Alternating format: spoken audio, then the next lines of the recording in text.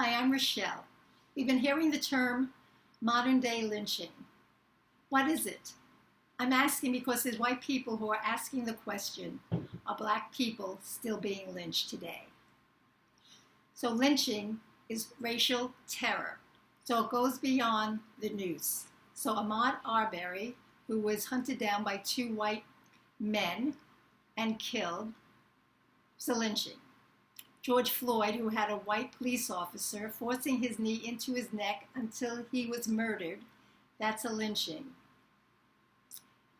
James Byrd Jr., who was dragged behind a pickup truck until his body ripped apart, that's a lynching.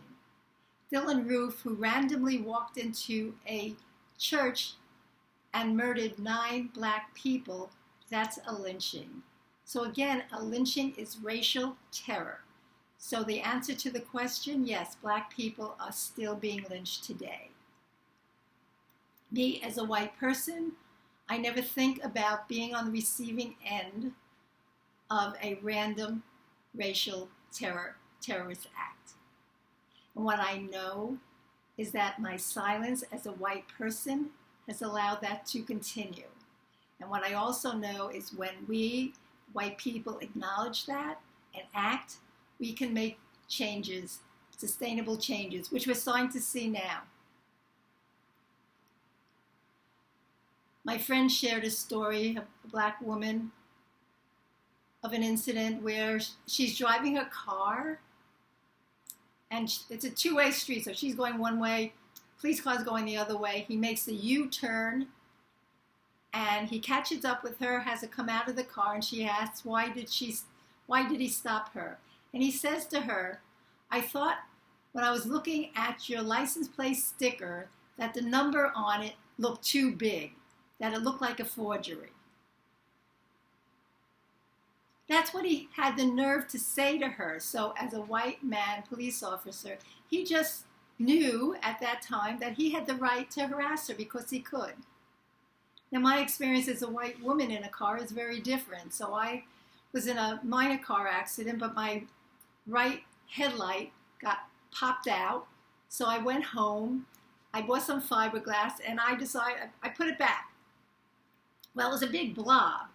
And from a distance, you could see not only that something was wrong with the headlight, it was also sort of facing this way.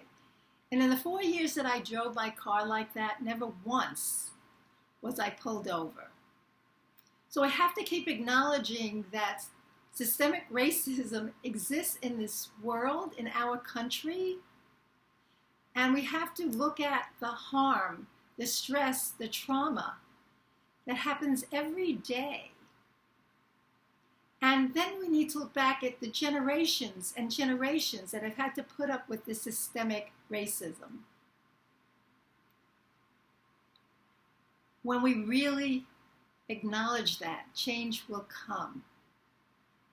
And I know that's true because I just read that in New York State, they're repealing the law 50-A, and what it basically said was that it was shielding misconduct and disciplinary reports against police officers, correction officers, and firefighters from the public. And that's going to take effect immediately as soon as the governor signs it. So the people have been working on this for decades. It's been in place 44 years. And just like that, it changed. So when we have the collective will, then we have the collective power to make change happen now. It does not need to wait more generations. Please know that. Come from that position that we can do it now. We have the momentum. So thank you for sharing. Thank you for participating. Thank you for showing up in a new and different way. Thank you for having these courageous conversations. Stay safe. Be healthy. Until the next time, sending much love.